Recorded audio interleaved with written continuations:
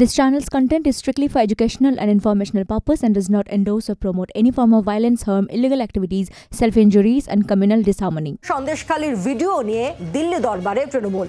সন্দেশখালীর viral video নিয়ে সারা দেশে প্রচারের কৌশল হিসেবে কাজ করতেই আজ দিল্লিতে সাংবাদিক বৈঠক করেন শশী পাজা, সাগরিকা ঘোষ, সাকেত গোখলেরা। দলের নেতা নেত্রীদের বক্তব্য, সন্দেশখালীতে মূল অপরাধী বিজেপি।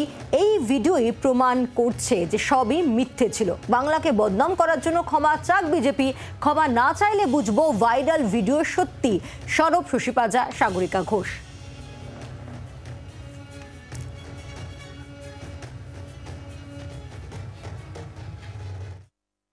একটা 33 মিনিটের একটা ভিডিও এসছে। এই ভিডিওটা কে করেছে? একটা স্টিং অপারেশন করেছেন একজন স্বতন্ত্র মিডিয়াকে বিলং যিনি করেন, এবং সেটা ভাইরাল হয়েছে এবং আমরাও সেটা ইউটিউব থেকে দেখেছি। আপনি ভাবতে পারেন ভারতীয় জনতা পার্টি কোথায় নেমেছে, কোন স্তরে নেমেছে, কত নিচু তল্লানিতে যেতে পারে ভোটকে সামনে রেখে। সুতরাং এইটা চলে এসছে এই ভিডিওর মাধ্যমে, যারা প্রত্যেকে অস্বীকার করছে না এরকম হয়নি, তো এরকম হয়নি। এবং যিনি ওখানকার মণ্ডল সভাপতি, যাকে আপনি দেখলেন বলছেন বাংলায়, এবং সেটাকে আমরা ইংরেজি অনুবাদ করেছি এখানে যেহেতু দিল্লিতে বসে, তিনি বললেন যে দেখুন আমরা কমিশনে এলো, কমিশনও বুঝতে পারিনি যে আমরা রেপ ধর্ষণটাকে কিভাবে তাদেরকে শেখালাম। রাষ্ট্রীয় স্তরে, জাতীয় স্তরে বাংলাকে বদনাম করা হয়েছে এবং বাংলাকে এই চিত্র দেখানো হচ্ছে বাংলার সম্বন্ধে যে এখানে বোধহয় একবারে গণধর্ষণ সারাদিন সবসময় হচ্ছে, এবং যারা করেছেন এটা ভারতীয় জনতা পার্টি। भूमि विवाद के आंदोलन में गिरफ्तारी नहीं होने वाली है, इनको गिरफ्तार करना था। इनको गिरफ्तारी में इनको कैसे गिरफ्तार किया जाए, तो इन्होंने ये साजिश रची कि रेप का आरोप लगा दो, रेप का आरोप लगा करके इनको गिरफ्तार करो। जैसे बोल रहे हैं कि ताबड़ ताबड़ मालटाके की करे भेतरे करा जाबे, কারণ ভূমি আন্দোলন নিয়ে তাবড় তাবড় মালটাকে ভেতরে করে দিতে পারবেন না, আপনাকে রেপের एलिगेशन দিতে হবে। ये है उनकी चतुराई, ये है उनकी गिरी हुई घिनौनी राजनीति कि रेप लॉ का दुरुपयोग करके, रेप का झूठा एलिगेशन करके किसी को गिरफ्तार करना। কথা বলবো, রাজীব চক্রবর্তী রয়েছেন টেলিফোনের প্রতিনিধি। রাজীব, আজ দিল্লি থেকে যে প্রেস মিট আমরা দেখলাম, একে একে সরব হলেন তৃণমূলের নেতা নেত্রীরা। অর্থাৎ জাতীয় রাজনীতির প্রেক্ষাপটেও সন্দেশখালী নিয়ে পাল্টা একটা জবাব দিল তৃণমূল কংগ্রেস বিজেপিকে, বলা যায়।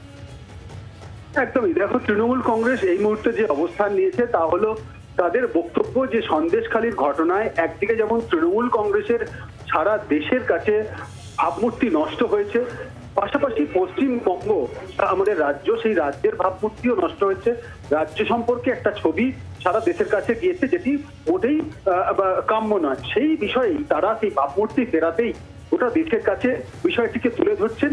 যেভাবে যে ভিডিও সামনে এসেছে, একটি স্টিং ভিডিও, যেই ভিডিও থেকে তারা দাবি করছেন যে স্পষ্ট, এই ভিডিও থেকে একটা ব্যাপার অত্যন্ত স্পষ্ট হচ্ছে যে সন্দেশখালীতে আর যাই ঘটে থাকুক, ধর্ষণ বা গণধর্ষণের মতো কোনো ঘটনা ঘটেনি এবং পুরোটাই টাকা দিয়ে সাজানো হয়েছে।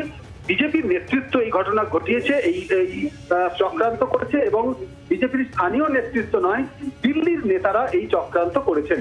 মূলত এই বিষয়টাকে সামনে রেখেই তৃণমূল কংগ্রেসের আজকে দুই নেত্রী, এক নেতা, যার মধ্যে শশী পাজা ছিলেন রাজ্যের মন্ত্রী, সাগরিকা ঘোষ এবং সাকেত গোখল, তারা আজকে দিল্লির কনস্টিটিউশন ক্লাব অফ ইন্ডিয়াতে সাংবাদিক সম্মেলন করেন এবং সাংবাদিক সম্মেলন করে এই বিষয়টি তুলে ধরেন যে পশ্চিমবঙ্গের বিরুদ্ধে এবং তৃণমূল কংগ্রেসের বিরুদ্ধে ষড়যন্ত্র করা হচ্ছে।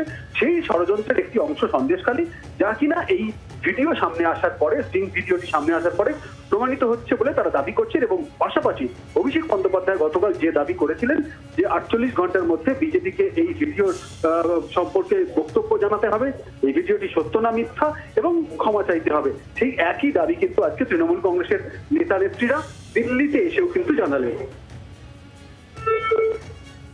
ধন্যবাদ রাজীব।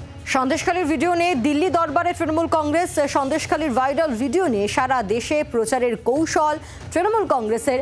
এবং আজ সাংবাদিক বৈঠক দিল্লিতে করে তৃণমূল কংগ্রেস, সেখানে ছিলেন শশী পাজা, সাগরিকা ঘোষরা। দলের নেতা নেত্রীদের বক্তব্য যে সন্দেশখালীতে মূল অপরাধী বিজেপি। এই ভিডিওই প্রমাণ করছে যে সব মিথ্যে ছিল। বাংলাকে বদনাম করার জন্য ক্ষমা চাক বিজেপি, ক্ষমা না চাইলে বোঝা যাবে যে ভাইরাল ভিডিও সত্যি। সরব হয়েছেন শশী পাজা, সাগরিকা ঘোষরা। বাংলার আওয়াজ, বাঙালির আবেগ, জি 24 ঘন্টা।